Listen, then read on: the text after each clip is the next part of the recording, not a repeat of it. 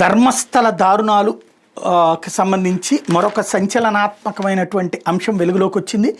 జయంత్ అనే ఆర్టీఐ కార్యకర్తకు సంబంధించి కర్ణాటకలోని ధర్మస్థలలో అనేక మంది మహిళలు బాలికల మృతదేహాలను చట్టవిరుద్ధంగా ఖననం చేసిన కేసులో మరో కొత్త విషయం వెలుగులోకి వచ్చింది.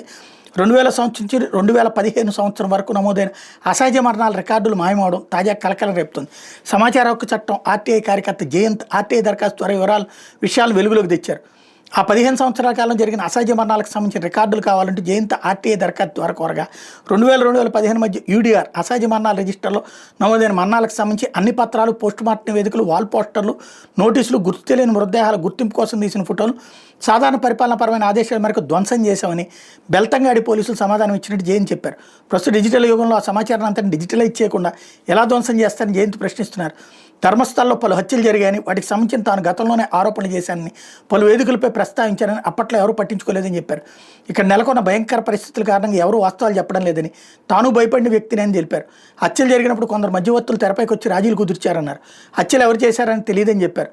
సోమవారం సిట్ ముందుకు వెళ్లి సమగ్ర సమాచారం ఇస్తానన్నారు. గుర్తు తెలియని ఒక బాలిక మృతదేహాన్ని ఖననం చేయడంలో చట్టపర నిబంధనలన్నిటి అధికారులు నీళ్లు వదిలేరని, అందుకు తానే ప్రత్యక్ష సాక్షిని జయంత్ చెప్పుకొచ్చారు.